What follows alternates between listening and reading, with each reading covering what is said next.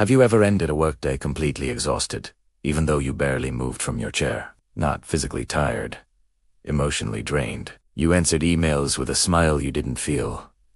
You calmed a stressed client. You reassured a frustrated coworker. You hid your own stress so no one else felt uncomfortable. And when the day ended, you wondered, why am I so tired? Today, we're talking about emotional labor, the invisible, unpaid work that quietly taxes your well-being in modern workplaces. And chances are, you're paying that tax every single day. Emotional labor is the effort it takes to manage your emotions and other people's emotions at work. It's not in your job description. It's not tracked in performance reviews, but it's expected. For example, staying calm with an angry customer, being positive even when you're overwhelmed, acting confident when you feel uncertain, absorbing other people's stress so the team can function. Think of it like wearing a mask. Not for an hour, not for a meeting, but all day, every day. And masks get heavy. Here's the truth. Emotional regulation is not free. Neuroscience shows that suppressing emotions consumes cognitive resources, the same mental energy you use to focus, make decisions, and solve problems. So when you're constantly on, your brain is quietly running in the background, burning fuel. Let's take a real-life example from a US workplace. Take Sarah. She works in customer support for a tech company. Her performance metrics look great: fast responses, polite tone, 5-star reviews. But what doesn't show up? Being yelled at multiple times a day, apologizing for problems she didn't cause, absorbing frustration so customers feel heard. By the time she clocks out, she's numb. She's not lazy. She's not weak. She's emotionally overdrawn. What the research shows is pretty clear. Recent workplace psychology studies link high emotional labor to chronic stress, sleep problems, anxiety, depression, and even physical symptoms like headaches and fatigue. And yet, performance reviews rarely ask, how much emotional energy did this role require from you? Instead, they reward output, not emotional cost. That's how quiet resentment begins to build. When emotional labor goes unrecognized, something dangerous happens.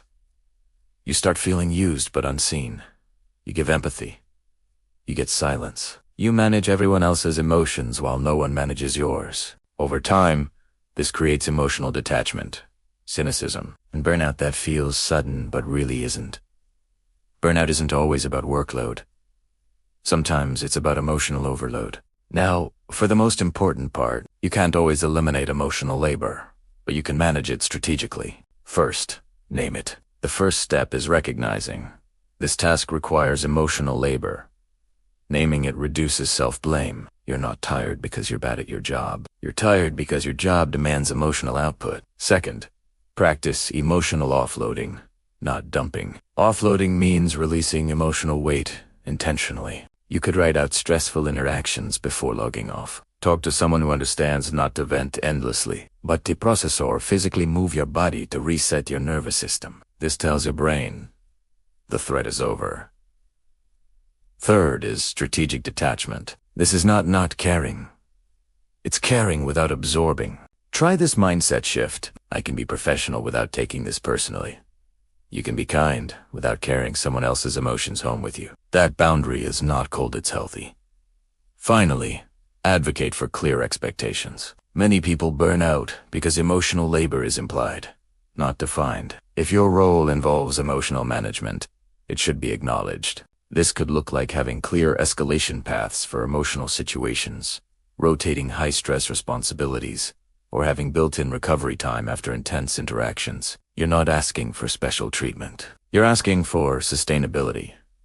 Healthy workplaces don't just value productivity. They value emotional sustainability. That means recognizing emotional labor as real work, training leaders to notice emotional overload, and normalizing recovery, not glorifying exhaustion. The future of work isn't just efficient.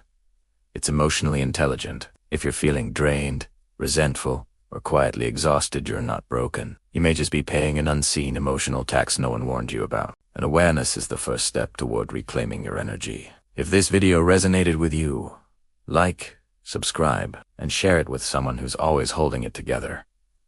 Because emotional labor deserves to be seen.